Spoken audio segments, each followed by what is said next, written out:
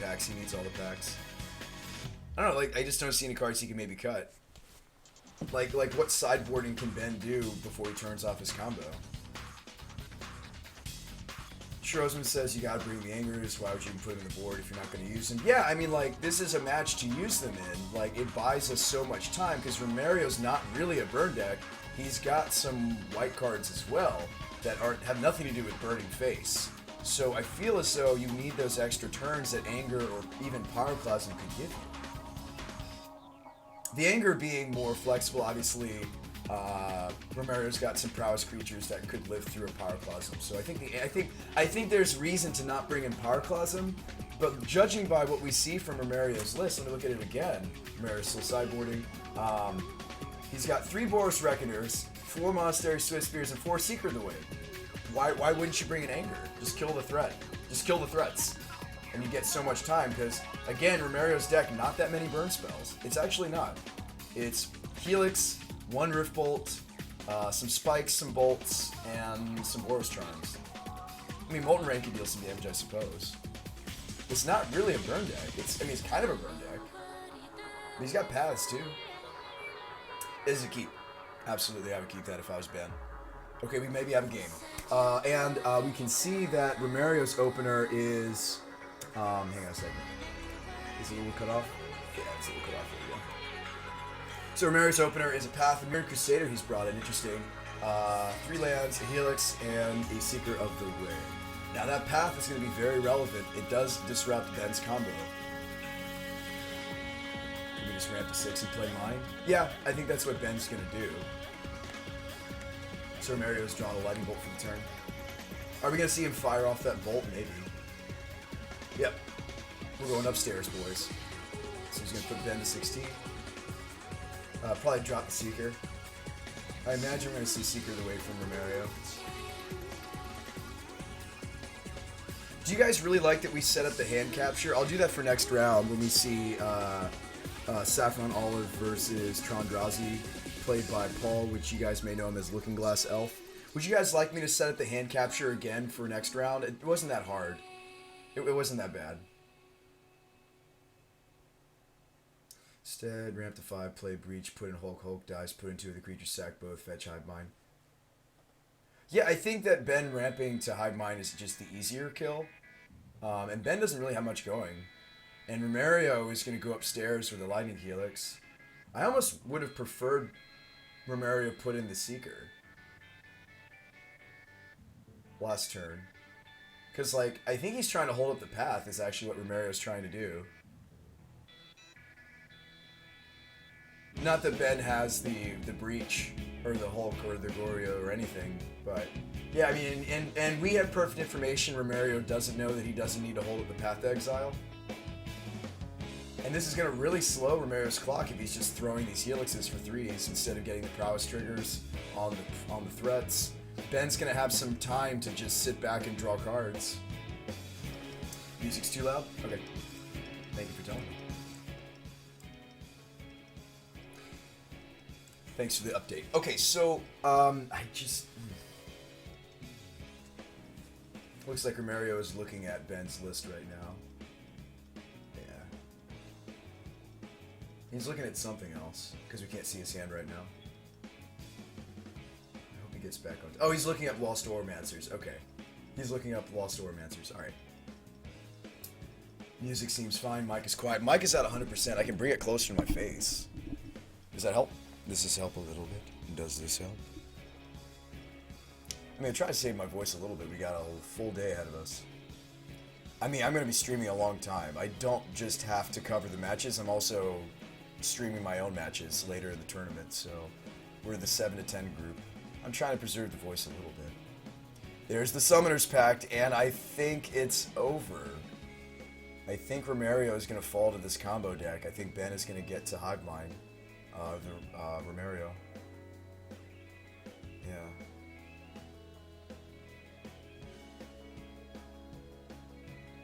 Killer says, honestly, getting the mic won't help. Your volumes are perfectly fine. Okay, so I can crank the music a little bit again? Just a little bit. And there's the Hive Mind, and we're gonna see a Summoner's Pact from Ben, and Romario probably just frustrated. And here's the thing: is Ben is at 7. Like if Romario had put in the Seeker of the Way, Ben would have died. Granted, we have perfect information. We have perfect information. We all have giants. I mean, we have perfect information. Romario didn't know that he didn't have to hold up the path, but if he'd played the threat, Ben would be dead right now. Garrick says, I've never seen the Red Pact. Yeah. And that's game. Alright, so Ben defeats Romario in our round 2 of coverage. Let me go ahead and set up the next round. So we've got Saffron Olive versus Trondrazi. That's just too bad, Romario. Alright, hand capture online.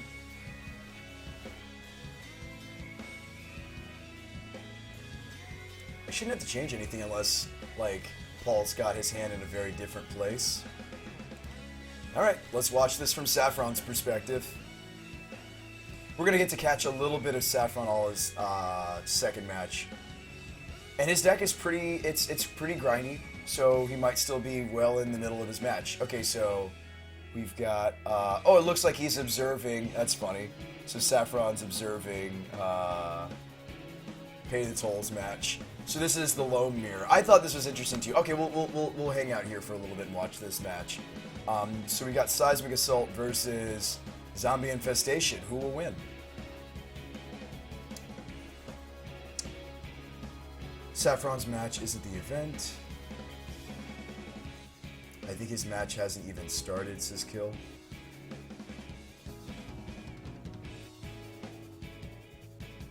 His opponent's Magic Online isn't even working. Oh no. Okay, well... Okay, so he's doing some coverage. Okay. Alright, well, we'll pause this, and let me know when he's playing. If you can, Nathaniel. That would be super helpful. We're trying to cover a lot of different things. Alright, let's check out... let's watch Looking Glass Elf, then. So it looks like we've got Gamers Dome versus the Eldrazi Menace, and the deck's still looking like it's functioning just fine without Eye of Ugin. Again, one of the purposes of this tournament was to see if Drazi was still very relevant without access to Eye of Ugin, if Eye of Ugin were to be banned in Modern, and it looks like the deck is working just fine on Tron Mana and Temple. Granted, we're tuning in like later into the match, but it looks like Paul, Looking Glass Elf, has got this on lockdown. And poor Scott, or Gamer's Dome, Scott just has a Kazandu Blade Master and a Free Blade staring down these monstrous Eldrazi. I don't think he's going to play this round, says card order. Okay, Nathaniel, that's fine.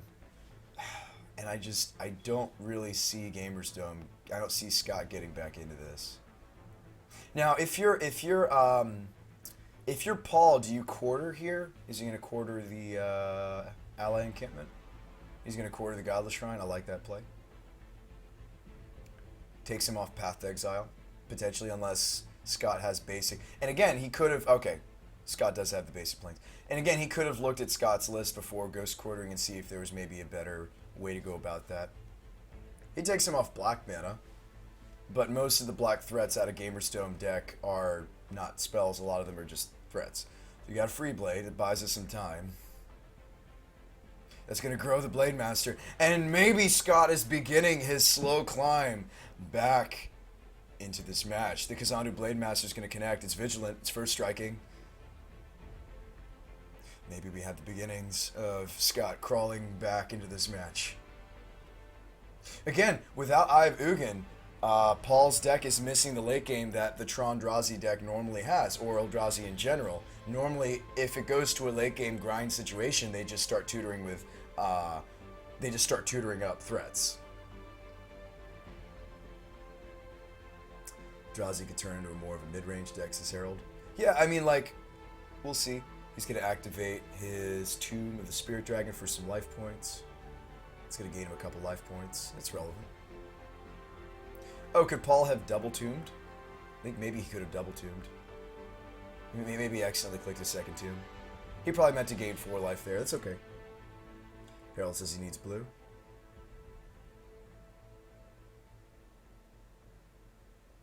There's still Sanctum of Ugin. Yeah, Sanctum of Ugin is good late game potential. That's very true, Terran. Oh, and another endless one. Ugh. This is going to be big.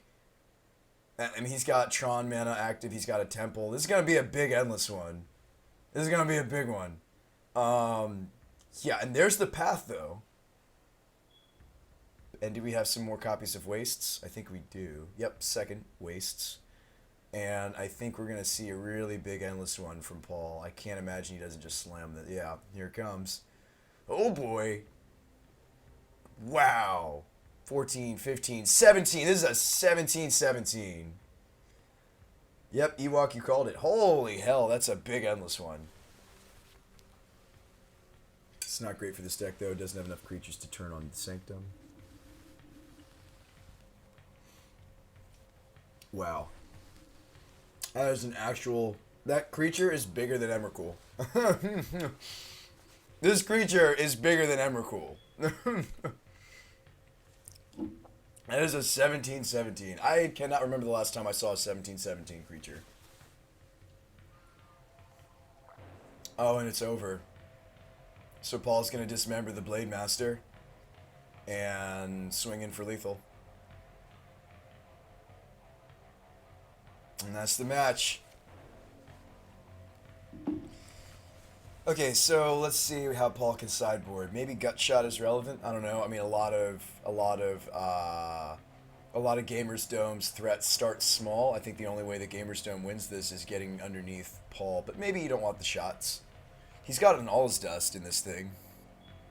He's gonna side out the Ratchet Bombs and wants to go with the shots. Okay. Shots fired. What are we gonna do?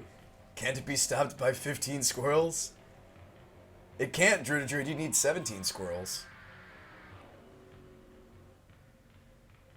Emrakul is just the little brother of the 17-17 Endless.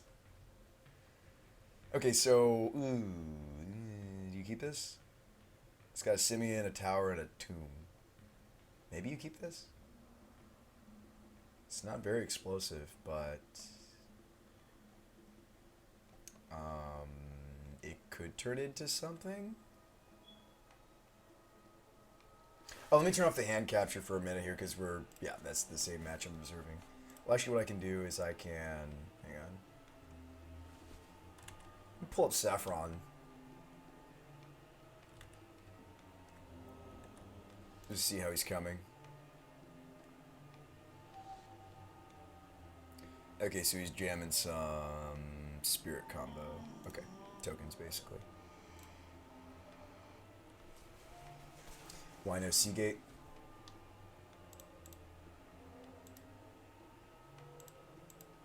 Oh, my hand capture isn't working now. What? Properties. Sub-region, select region. Now I can do a really nice job capturing this hand, though. I can just get exactly the information we want. That's relevant. So it's going to look exactly like that. Say okay. Although it's a lot bigger this time.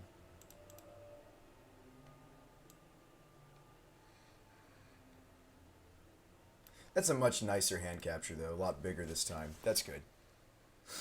Why you break stuff? Didn't mean to. Oh, he's drawing the Urborg. Okay. Alright. There's no eyes.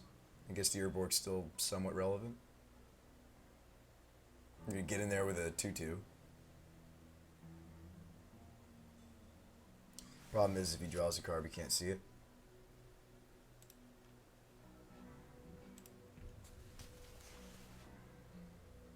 Oh, what if he draws to 8? You mean? Well, that issue happens on Vintage Super League too. Kill Art. They have the same issue. If someone draws like some of the control decks that sometimes you play in Vintage that run. Geez, what is that card? Oh my goodness. Library. The Library of Alexandria. They draw to 8 cards. So even on Vintage Super League, you can't see the whole hand. If he draws above 4 cards. So I mean, oh yeah. Like what I'll do is I'll maybe shrink this down a little bit and then like do that, so you get the whole